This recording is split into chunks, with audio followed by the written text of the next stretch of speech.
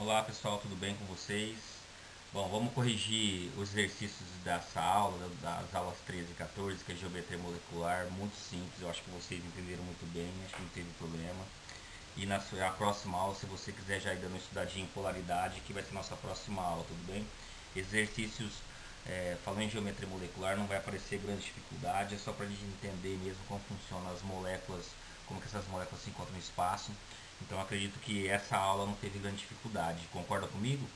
Tudo bem? Então vamos lá, vamos corrigir os exercícios da página 604 a 600 e 605, muito simples, eu acho que vocês não tiveram problema, tudo bem? Mas se tiver problema, conversa com o Gustavo, a gente encontra um método para a gente se encontrar online ou alguma coisa assim. Fora que tem os exercícios também do livro, tá?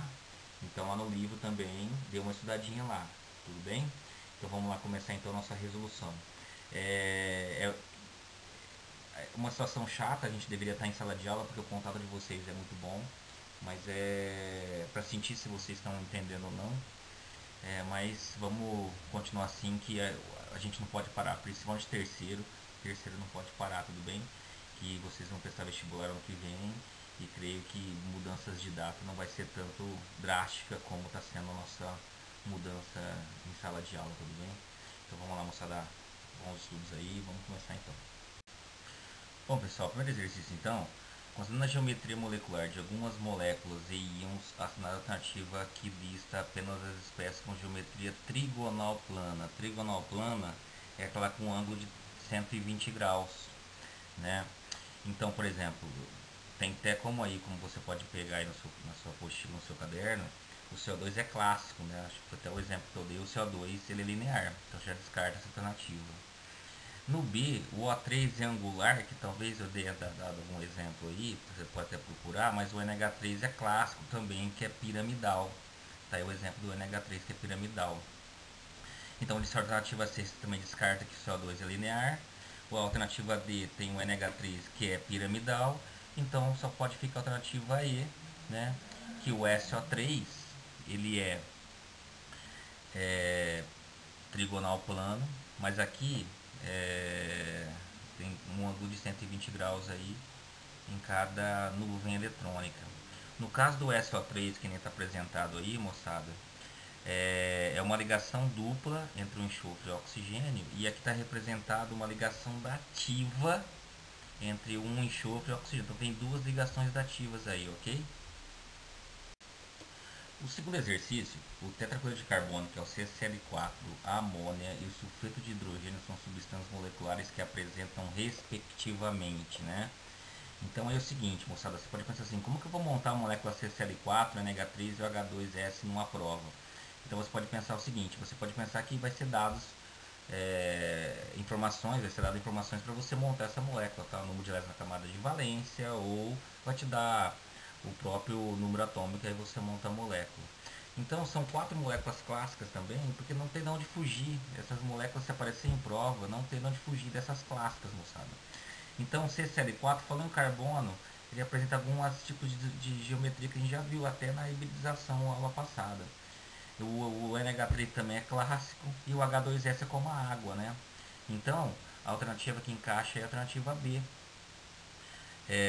Aí tem a geometria certinho. Qualquer dúvida você procure nos exemplos que eu passei. Já o terceiro exercício, assinale a alternativa que contenha as geometrias das respectivas espécies químicas: água, dióxido de carbono, trióxido de enxofre e fluoreto de berílio. Todas aí também, moçada, são sempre a gente usa os mesmos exemplos. A única pegadinha aí seria que você teria que apresentar, lembrar da forma da água, mas consequentemente nesse tipo de exercício ou ele te deu a tabela periódica ou em alguma parte do vestibular, da prova de química, ele te deu algumas informações para você montar essa molécula, ok? Então são clássicos. O único que pode dar um complicadinho aí seria o fluoreto de berílio, porque o berílio ele pode a regra do octeto, ele fica estado com 4 elétrons na camada de valência. Então a água clássica, angular, né? Então a gente pode ver aí, ó, a água angular, o CO2 que a gente acabou de ver nos dois últimos exercícios é linear, o trióxido de enxofre que também a gente viu trigonal, e aí só ficaria o fluoreto de berílio, que a gente poderia confundir um pouquinho, que ele tem 2 elétrons na camada de valência e ele fica estável com 4, que ele é uma molécula linear.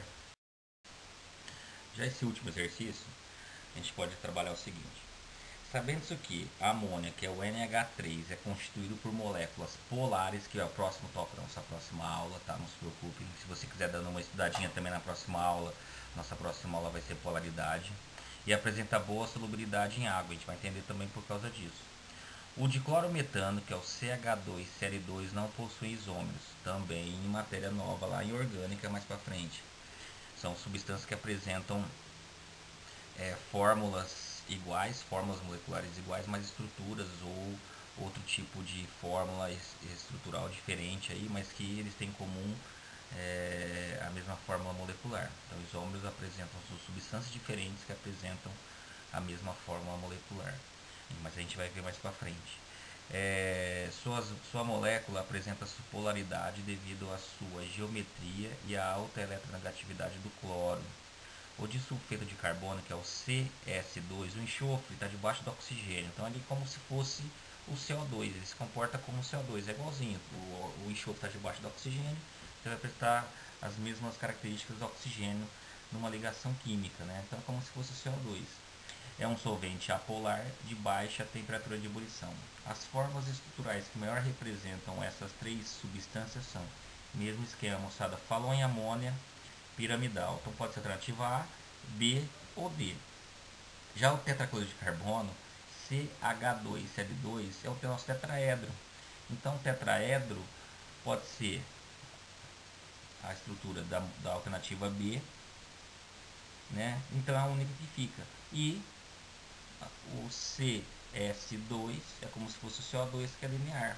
Então fica a alternativa B. Tudo bem, moçada? Por enquanto a gente está meio devagarzinho aí, mas vocês não podem deixar de ficar estudando bastante química, tá? Então a gente vai dar uma acelerada aí para verificar se vocês estão aceitando bem essa forma, se vocês estão estudando, porque terceiro ano não pode parar, hein?